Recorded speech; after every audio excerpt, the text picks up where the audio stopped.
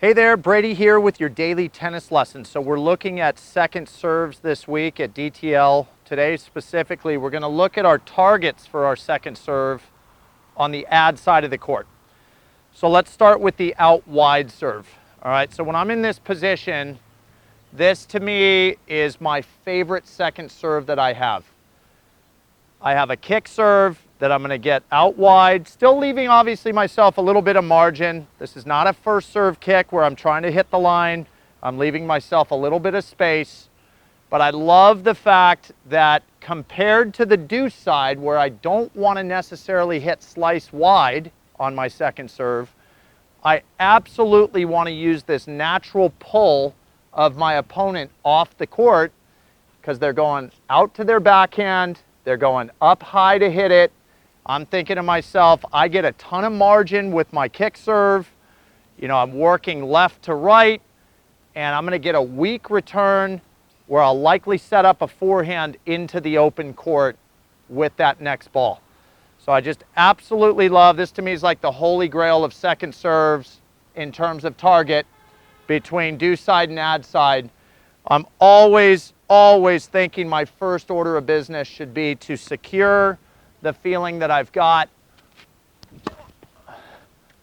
that nice out wide kick serve with margin, work that opponent's backhand. It's such a good play, all right? Body serve.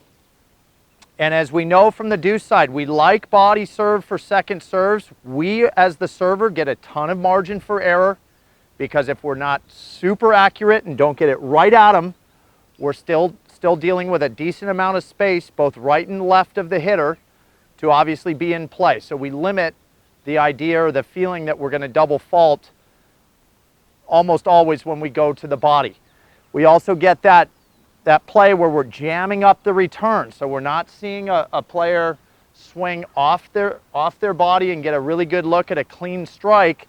You love to see them get a little jammed up and hopefully hit a weaker return off your second serve. So what I'll do usually is I'll play with some slice. Now you got to be careful because if you miss body with your slice serve as a right-handed player, the returner's getting a really easy look at a forehand that they're not having to work too hard for. So I almost always dissect the returner in two halves, and I'm trying to take the body serve to the left side of their body.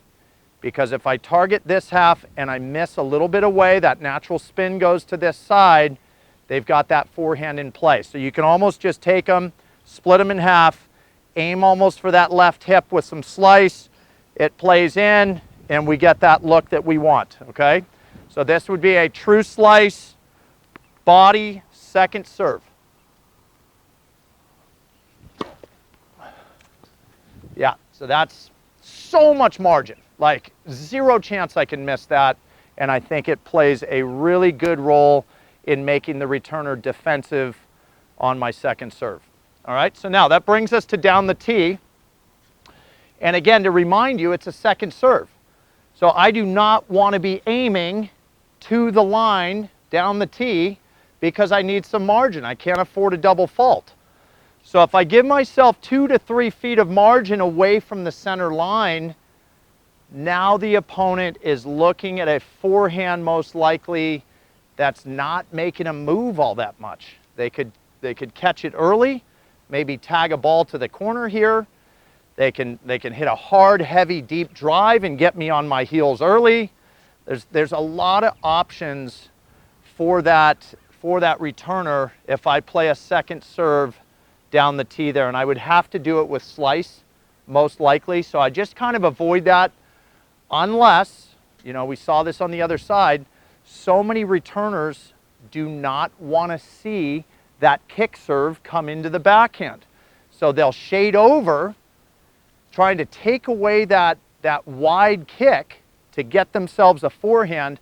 That to me now opens up a second serve that I might work down the tee. So look at your opponent's return position.